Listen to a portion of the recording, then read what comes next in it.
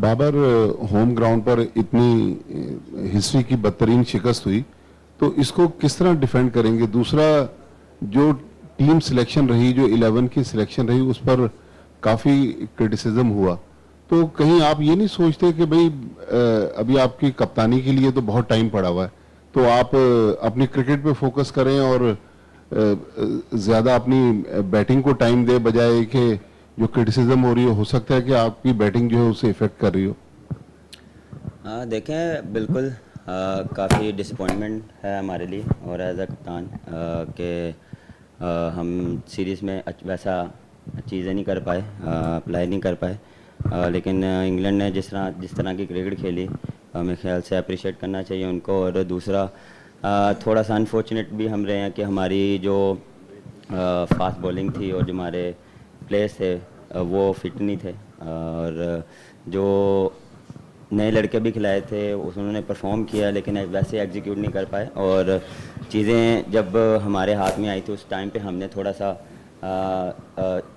Soft dismissal हुए, और उसकी वजह से हम मैच जो जीतने वाले थे वो जीत नहीं पाए। दूसरी, जहाँ तक रही आपकी बात, मेरे ख्याल से ऐसा कुछ नहीं है, और प्रेशर मैं इससे और इन्जॉय करता हूँ, और ना मेरी इस चीज़ से बैटिंग में फ़र्क पड़ता है और ना ही किसी चीज़ पे फ़र्क पड़ता है, बल्कि एक ऑनर की बात है। और इसमें जितना अपना बेस्ट मैं देता हूँ वो मेरे लिए और कंट्री के लिए कोशिश होती है कि वो की जाए, और सब चीज़ सामने रख के पहले पाकिस्तान और बाकी सब चीज़ें बाद में।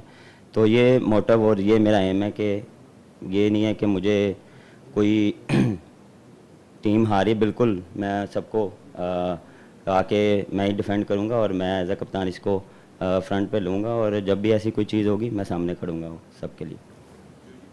बाबर, सीरीज शुरू होने से पहले जब रावलपिंडी में आपसे पूछा गया था कि इंग्लैंड अपनी बेसबॉल वाली क्रिकेट ही खेलेगा, तो आपने हमें बताया था कि नहीं, हम अपना पेशेंस शो करेंगे और हम अपनी स्ट्रेंथ पे खेलेंगे। अब जब सीरीज हम 3-0 हारे हैं, तो आप बता सकते हैं हमें कि क्या आपकी स्ट्रेंथ थी जो कि आप इंग्लैंड को आपने जिस पे काउंटर करना था और वो नहीं अप्लाई हो सकी?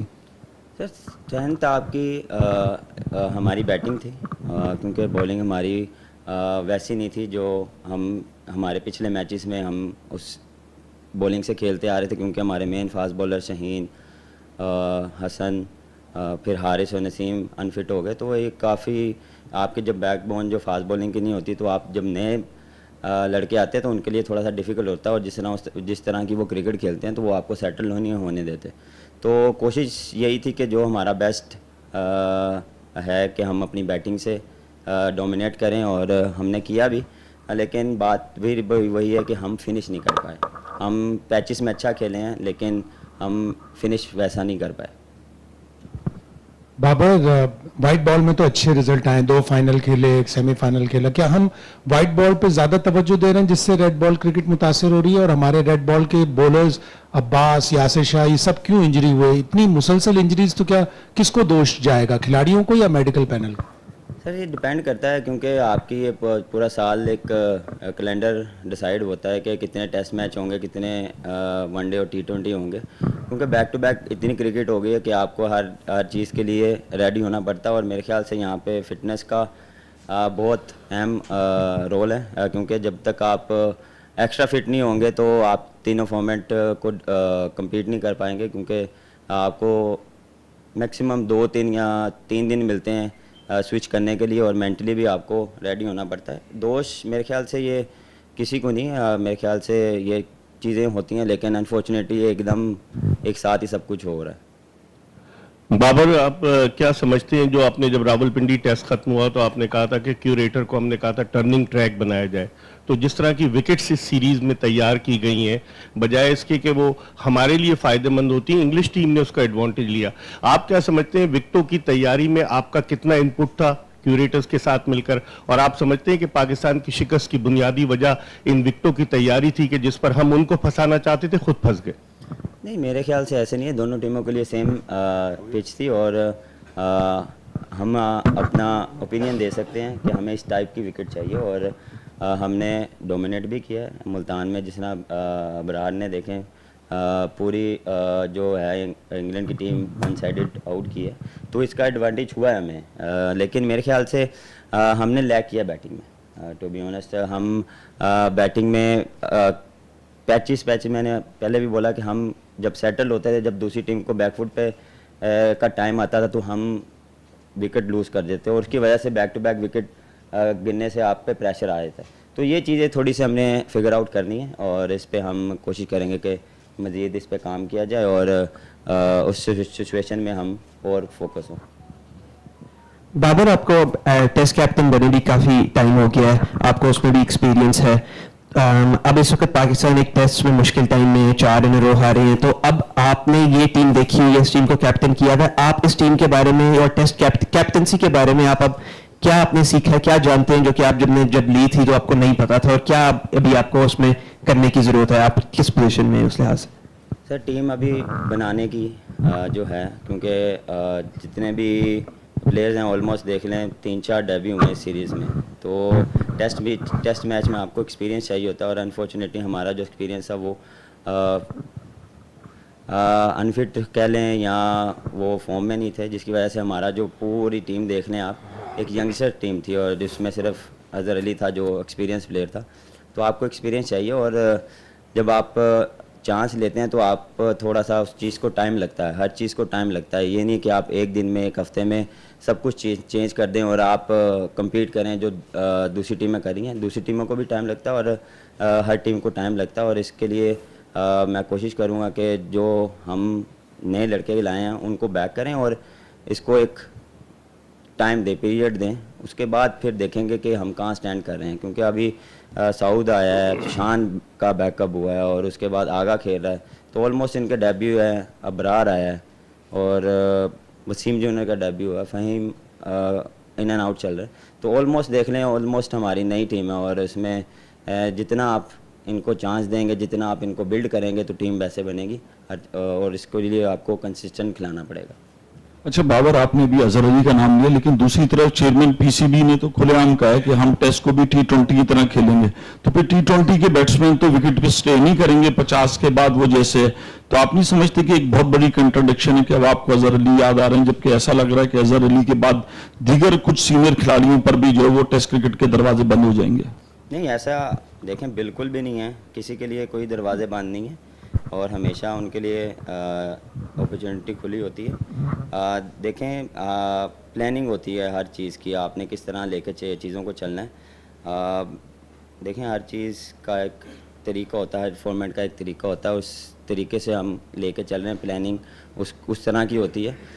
बात फिर वही है कि एक हफ्ते में या एक दिन में आप पूरी वो चेंज नहीं कर सकते हैं, उस चीज़ को टाइम लगता है। अगर आपने कोई भी माइंडसेट चेंज करना है तो उसको टाइम लगेगा, उसको आप फिर चांस देंगे। फिर ये ना हो कि अगर हम डिफरेंट क्रिकेट खेलें तो यहाँ पे फिर दूसरे सवाल होंगे कि आप डिफेंसिव क्यों नहीं खेल रहे। अगर हम डिफेंसिव खेलते हैं तो आप कह रहे हैं अटैकिंग क्यों नहीं खेल रहे। तो ये तो चीज़ें चलती रहेंगी, किसी भी सूरत में कोई खुश नहीं होगा जब तक रिज़ल्ट नहीं आएंगे। बात है रिज़ल्ट की, रिज़ल्ट हम अगर इस तरह से लाएँ या इस तरह से लाएँ, लाने रिज़ल्ट है। बात वो है कि रिज़ल्ट लाने हैं, तो जिस मर्जी तरह खेलें, अगर रिज़ल्ट नहीं आएंगे तो हर तरफ से बातें होंगी। बाबर, पाकिस्तान की क्रिकेट की 70 साल तारीख में ऐसा कभी नहीं हुआ जो आज नेशनल स्टेडियम कराची में हुआ है। पहली मरतबा होम ग्राउंड पर वाइट वॉश हुआ है पाकिस्तान और ये मनफी रिकॉर्ड आपके हिस्से में आया। अफसोस तो होगा, और अब न्यूजीलैंड के खिलाफ सीरीज़ है, तो क्या उसकी स्ट्रेटजीज हैं, क्या सिलेक्शन में तब्दीलियाँ होंगी, क्या आप करेंगे कि आप कम बैक कर सकें और सीरीज़ वो न्यूजीलैंड के खिलाफ जीत सकें? देखें, बिल्कुल आपको जब ऐसी डिफीट होती है तो आप थोड़ा सा आपको दुख होता है, क्योंकि कुछ एक मैच या 2 मैच आपके अंडर थे, लेकिन आप उसको लूज़ कर गए। तो मे भी अगर वो जीते होते शायद डिफरेंट सिनेरियो होता, डिफरेंट चीज़ें होती, लेकिन एज अ प्रोफेशन आपको एक्सेप्ट करना पड़ेगा ये चीज़ें। और आप मेरे ख्याल से उनको क्रेडिट देना चाहिए इंग्लैंड टीम को, जिस तरह वो खेली हैं, जिस तरह उन्होंने डोमिनेट किया और जिस तरह उन्होंने बैटिंग में डिफरेंट तरीके से खेलें। और देखें, काफ़ी पॉजिटिव चीज़ें भी आई, उसको हम कोशिश करेंगे कंटिन्यू करें। जो जहाँ पे हम लैग किए हैं तो वो चीज़ें हम उस पर मेन चीज़ ये कि हम कहाँ लैग कर रहे थे, कहाँ पे हम और अच्छा कर सकते थे, उस पर बैठ के हम बात करेंगे और जो बेस्ट चीज़ होगी, जो टीम के लिए बेस्ट होगा, वो हम करेंगे। हाँ, बाबर, आप Faheem Ashraf, Wasim junior, 2 fast bowlers के साथ ये टेस्ट मैच खेले। अगर हम अपने 3 फास्ट बॉलर्स को जो मुसलसल क्रिकेट खेल रहे हैं, उन्हें डोमेस्टिक का भी इतना मौका नहीं मिलता 4 डे क्रिकेट खेलने का, और अगले साल आपने वर्ल्ड कप भी खेलना है, as a captain fast bowling department में, खासकर टेस्ट क्रिकेट में, अब न्यूजीलैंड से भी खेलना है, कितना लैक कर रहे हैं एज ए कैप्टन?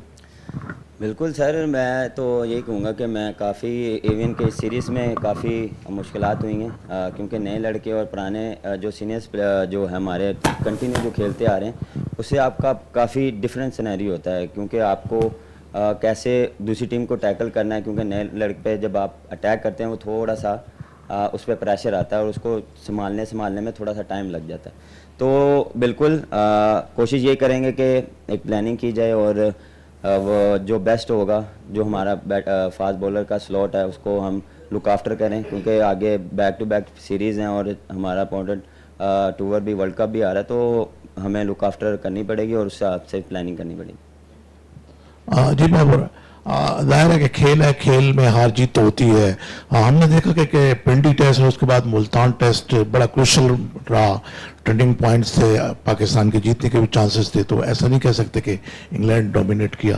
क्वेश्चन मेरा ये है कि कराची टेस्ट की अगर हम बात करें तो जाहिर है कराची की विकेट जो हमेशा स्पिनर्स के लिए बड़ी साजगार रही है, लेकिन देखा गया है कि पाकिस्तान क्रिकेट टीम में इस वक्त स्पिनर्स की बड़ी शॉर्टेज है। ठीक है, इब्रार आया है, लेकिन आप क्या समझते हैं कि पाकिस्तान को जो लॉट पहले मिलती थी स्पिनर्स की जरूरत होगी? Thank you.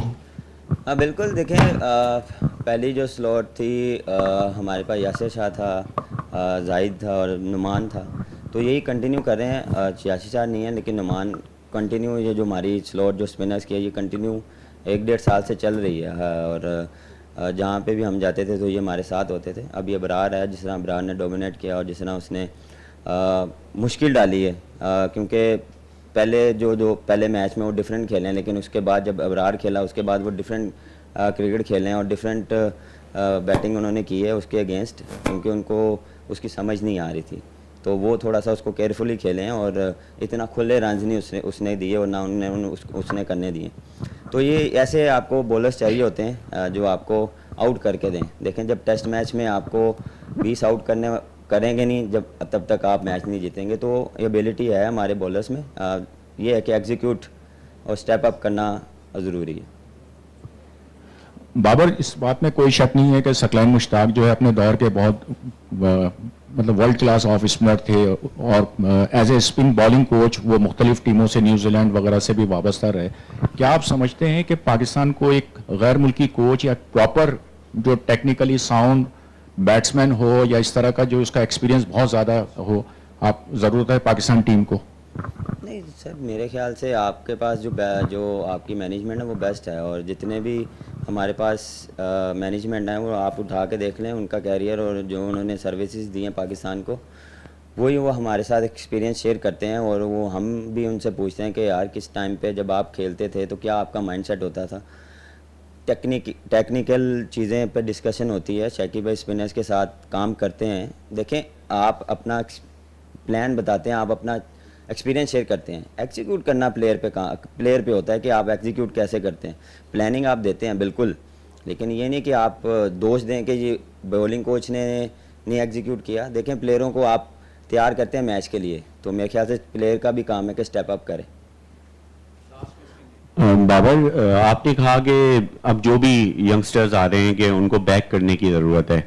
आपकी टीम में स्क्वाड में जो है कुछ सीनियर प्लेयर भी हैं, जैसे सरफराज के मुतालिक बात होती है, अगर फवाद आलम भी स्क्वाड के साथ होते तो आप नहीं समझते कि शायद कुछ और रिजल्ट हो सकता था? क्योंकि बहुत ज़्यादा डिस्कशन हो रही है कि अगर फवाद आलम, जो कि बहुत अरसे बाद उन्होंने कमबैक किया था, 1-2 मैचेस की परफॉर्मेंस के बाद उन्हें बाहर किया गया है, और साथ साथ आपके साथ स्क्वाड में सरफराज बैठे रहे, बहुत अरसे से वो फाइनल 11 में जगह नहीं बना पा रहे, तो ये नहीं समझते कि आपके जो सही है यंगस्टर्स को बैक करना चाहिए, मगर वो ऐसे प्लेयर जिनको एक्सपीरियंस है, जो जिताते रहे हैं पाकिस्तान को, उनकी भी टीम में जगह बनती है और होनी चाहिए, और किस वजह से नहीं आ पा रहे, क्या समझते हैं आप? सर देखें, जहाँ तक रही फवाद आलम की, वो थोड़ा सा स्ट्रगल कर रहे थे, और उनकी जगह जो आया साउथ शकील, उसने परफॉर्मेंस दी है, और उसने देखें तीनों टेस्ट मैच में उसने परफॉर्म किया, तो ऑल्टरनेट हमने जो खिलाया था वो परफॉर्म कर रहा है। और जहाँ बिल्कुल, जहाँ तक रही सैफ़ी भाई की बात,